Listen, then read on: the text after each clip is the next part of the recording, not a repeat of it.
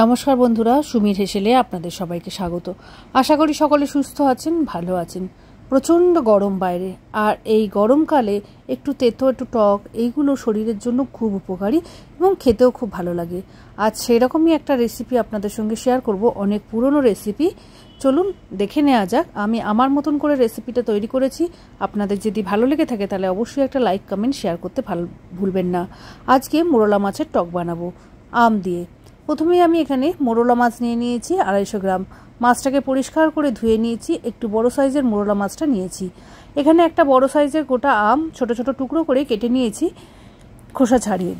মাছটার মধ্যে এবার সামান্য নুন আর অল্প হলুদ দিয়ে ভালো করে মাখিয়ে নেব। নুন হলুদ মাখিয়ে মাছটা 2-3 মিনিটের জন্য রেখে দেব। এদিকে কড়াইতে দিয়ে দেব বেশ খানিকটা সর্ষের তেল। রান্নাটা সর্ষের তেলেই হবে। আমি এখানে 2 টেবিল চামচের মতন সর্ষের তেল দিয়েছি। তেলটা গরম হলে নুন হলুদ মাখানো মাছগুলোকে অল্প অল্প করে কড়ার মধ্যে দিয়ে ভেজে নেব। এই মোরলা মাছ ভাজার সময় তেলটাকে অবশ্যই একটু ভালো করে গরম করে নিতে হবে, নাহলে কড়াইতে আটকে যাওয়ার সম্ভাবনা থাকে। আর অল্প অল্প পরিমাণে মাছ দিয়ে মাছগুলোকে ভেজে নিতে হবে। খুব কড়া এবং করে ভাজিনি, আমি হালকা করেই ভেজেছি। কারণ খুব কড়া করে যদি আমি শুধু মোরলা মাছ ভাজা খাওয়ার থাকে, সেক্ষেত্রে কিন্তু মোরলা মাছগুলোকে একটু কড়া করে ভাজলে ভালো লাগে। যেহেতু মাছের টক করব, একদম খুব কড়া করে ভাজিনি। মাছগুলোকে উল্টে পাল্টে এইভাবে 2-3 পার্টে সব কটা মাছই আমি অল্প অল্প করে ভেজে নেব। আমাদের বাড়িতে সবাই খুব ডাল দিয়ে এই মোরলা মাছ ভাজা খেতে ভালোবাসে। তবে এই মোরলা মাছের টকও শরীরের জন্য ভীষণভাবে উপকারী। তেঁতুল দিয়েও এই টক করা যায়, আবার আম দিয়ে। যেহেতু এখন আমের সময়, বাজারে প্রচুর কাঁচা আম, তাই জন্য আম দিয়ে এই টকটা বানাবো। যে তেলটা অবশিষ্ট ছিল সেই তেলের মধ্যে দিয়েছি 1/2 চামচের মতন সর্ষে আর 2টো শুকনো লঙ্কা। ঝালটা আপনারা স্বাদ অনুযায়ী দেবেন। ফোড়ন দিয়ে এবার কেটে রাখা আমগুলোকে দিয়ে দেবো। আমগুলোকে দিয়ে 2 মিনিটের মতন একটু হালকা করে ভেজে নেব। এগুলো কচি আম, এখনও আঁটি হয়নি, খুব সহজেই আমগুলো গলে যাবে, তাই খুব বেশি ভাজারও দরকার নেই। অল্প নুন দিয়ে দিয়েছি, মানে তরকারিটা যে পরিমাণে নুনের প্রয়োজন ততটুকু দিয়েছি। 1/2 চামচের মতন হলুদ। নুন ও হলুদ দিয়ে আমটাকে ভালো করে ভেজে নেব। আমটা একটু বেশ কালচে রং ধরে আসবে, তখন এর মধ্যে দিয়ে দেব 1 কাপের মতন জল।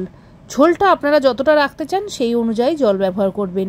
আমি এখানে বড় কাপের 1 কাপ জল দিয়েছি। জল দিয়ে আমটাকে একটু সেদ্ধ করতে দিয়ে দেব।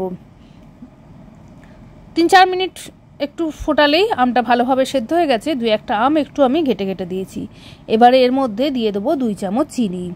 চিনিটা আপনারা আপনাদের স্বাদ অনুযায়ী দেবেন। যদি খুব বেশি মিষ্টি খেতে চান তাহলে 2 চামচের জায়গায় 3 চামচ দেবেন। কিন্তু এই ধরনের মাছ দিয়ে টক একটু অল্প মিষ্টি হলেই খেতে ভালো লাগে, সেই জন্য আমি এখানে 2 চামচ চিনি দিয়েছি।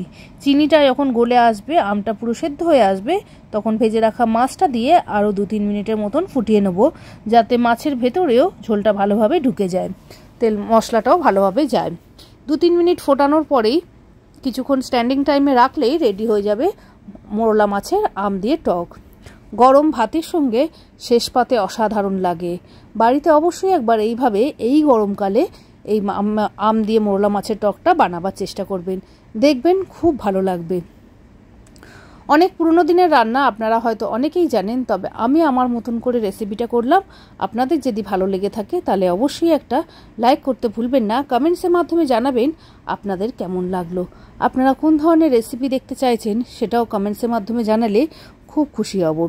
আজকের মতন এতটাই। পরবর্তী আবারও কোনো রান্নার রেসিপি নিয়ে হাজির হব। আর আপনি যদি আমার নতুন বন্ধু হয়ে থাকেন তাহলে চ্যানেলটিকে অবশ্যই সাবস্ক্রাইব করে পাশে থাকবেন। পাশে থাকা বেল আইকনটি অবশ্যই ক্লিক করে দেবেন এই ধরনের নিত্য নতুন রান্নার রেসিপি পেতে। নমস্কার।